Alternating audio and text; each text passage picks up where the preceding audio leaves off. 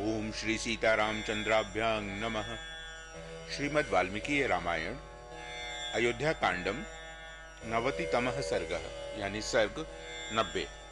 इस सर्ग में भरत और भरद्वाज मुनि की भेंट एवं बातचीत तथा मुनि का अपने आश्रम पर ही ठहरने का आदेश देना।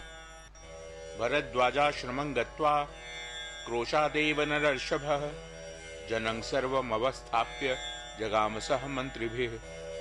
पद्भ्यामेव तु धर्मज्ञो न्यस्तशस्त्र परिच्छदः वसानो वाससी सौमे पुरोधाय पुरोहितम।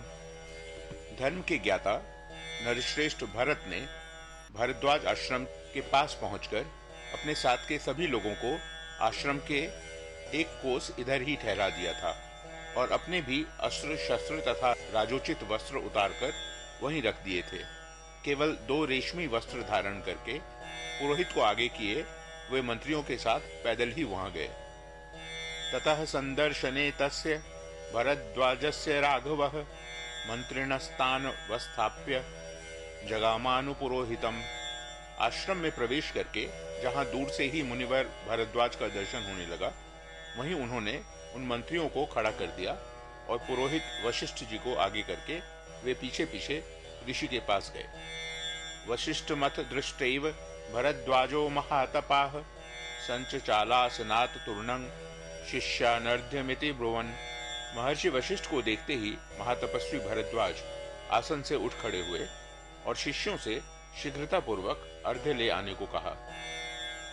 समागम्य वशिष्ठेन भरतेनाभिवादितः अबुध्यत महातेजाः सुतं दशरथस्य तम्। फिर वे वशिष्ठ से मिले। तत्पश्चात भरत ने उनके चरणों में प्रणाम किया। महातेजस्वी भरद्वाज समझ गए कि ये राजा दशरथ के पुत्र हैं। ताभ्याम अर्घ्य च पाद्यं च दत्वा पश्चात फलानि च आनुर्पुर्वाच धर्मज्ञः पप्रच्छ कुशलं कुले। धर्मज्ञ ऋषि ने क्रमशः वशिष्ठ और भरत को अर्घ्य पाद्य तथा फल आदि निवेदन करके उन दोनों के कुल का कुशल समाचार पूछा।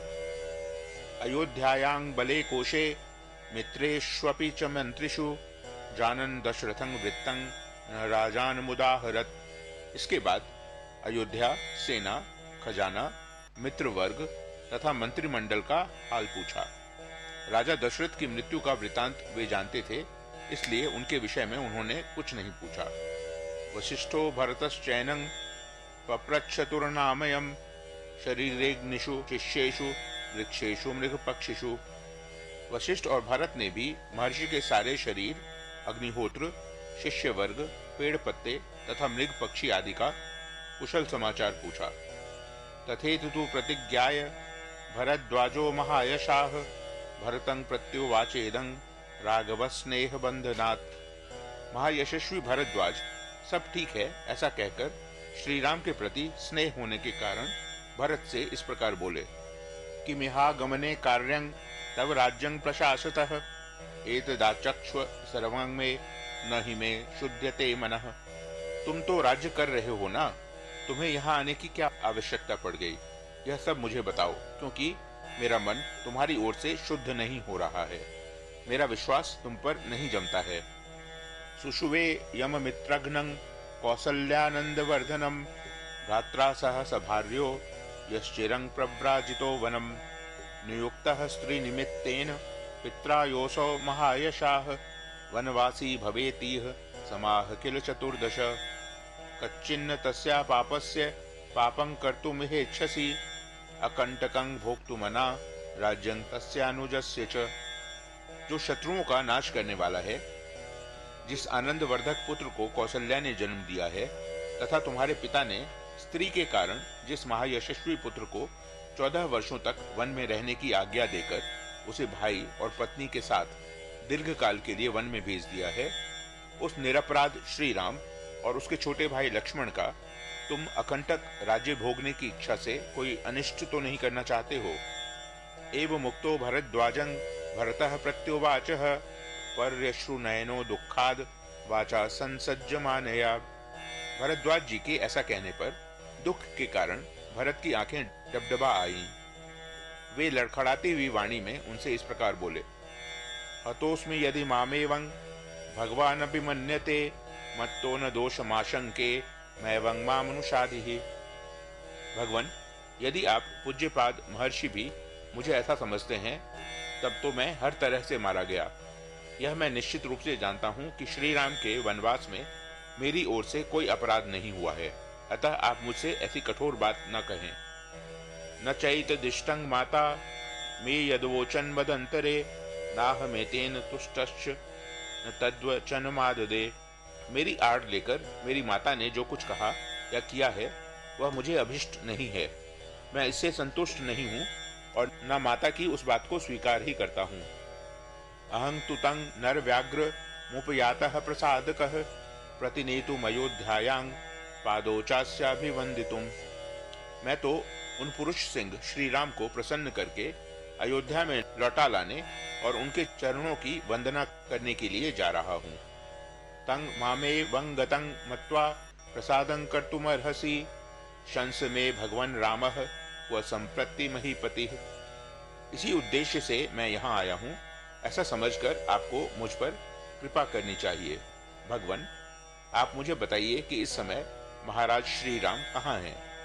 वसिष्ठादिभिर ऋत्विग्भिर याचितो भगवान ततः उवाच तं भरद्वाजः प्रसादाद भरतं वचः।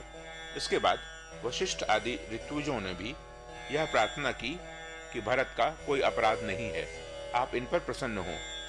तब भगवान भरद्वाज ने प्रसन्न होकर भरत से कहा, तवये तत्पुरुष व्याघ्र युक्तं राघव वंशजे गुरुवृत्तिर दमश्चैव साधूनां चानुयायिता। पुरुष सिंह, तुम रघुकुल में उत्पन्न हुए हो। तुम में गुरुजनों की सेवा, इंद्रिय संयम तथा श्रेष्ठ पुरुषों के अनुसरण का भाव होना उचित ही है। जाने चैतन मनःस्थंते दृढ़ीकरणमस्त्विति अपृच्छं त्वां त्वात्यर्थं कीर्तिं समभिवर्धयन्। तुम्हारे मन में जो बात है उसे मैं जानता हूँ, तथापि मैंने इसलिए पूछा है कि तुम्हारा यह भाव और भी दृढ़ हो जाए तथा तुम्हारी कीर्ति का अधिकाधिक विस्तार हो।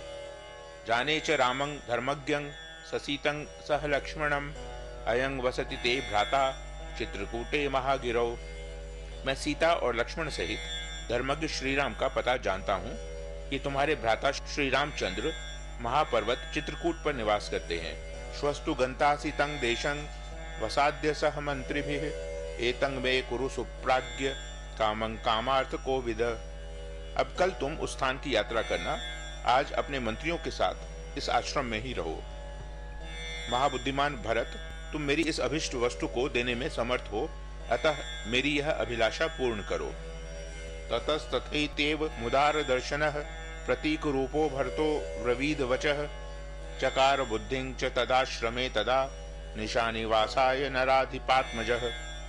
तब जिनके स्वरूप एवं स्वभाव का परिचय मिल गया था, उन उदार दृष्टि वाले भरत ने तथास्तु कहकर मुनि की आज्ञा शिरोधार्य की तथा उन राजकुमार ने उस समय रात को उस आश्रम में ही निवास करने का विचार किया।